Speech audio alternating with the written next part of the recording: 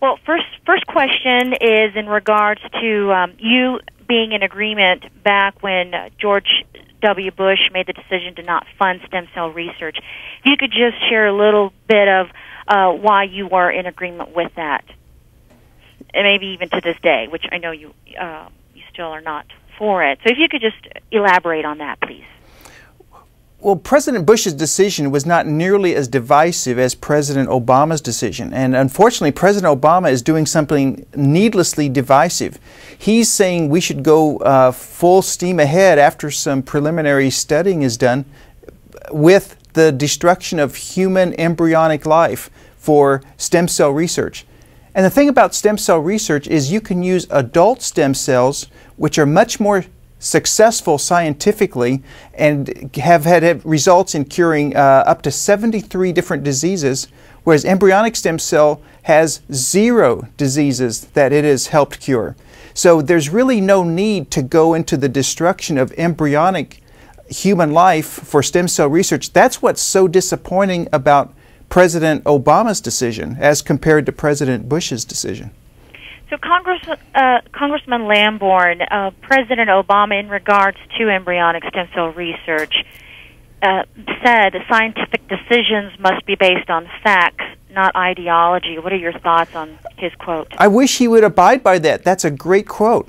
And if you look at the science, 73 diseases right now are being cured or treated at least with adult stem cells.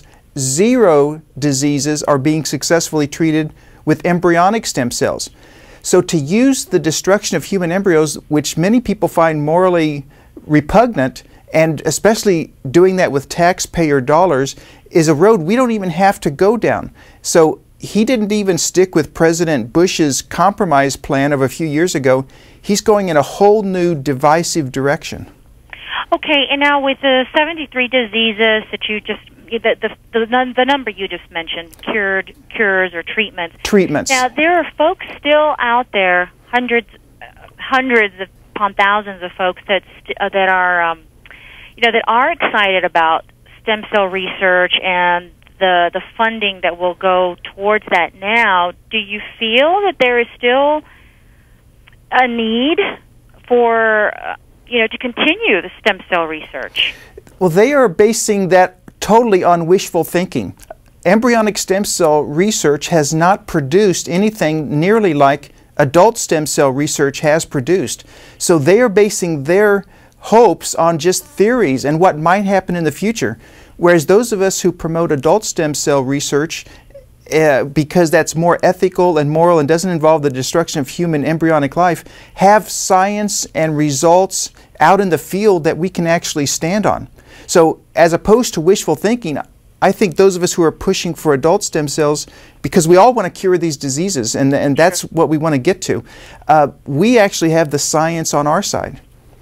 Okay, now Congresswoman DeGetti says that once President Obama lifts the restrictions on stem cell funding, she'll push for legislation that makes it law, so it wouldn't be up to one president to decide what's allowed and what's not. What are your thoughts on that? Well, once again, the science doesn't need that, but it's more than that, it's very divisive. Many people believe that human life does start at conception, and that when you are destroying human embryos, especially needlessly, when the science doesn't require it, that there's really no reason to go down that road. And let me stress, we're talking about many, many millions of taxpayer dollars that would be used for that. So why should we do something that so many people find wrong and immoral when we have an alternative approach that's been much more successful using adult stem cells that don't involve the destruction of human embryonic life? Congressman Lamborn, anything else that you would like to add? Laura, I think you've covered it real well. Okay, thank you very much, sir. Okay, you're welcome. Thank you. Take care. Bye-bye.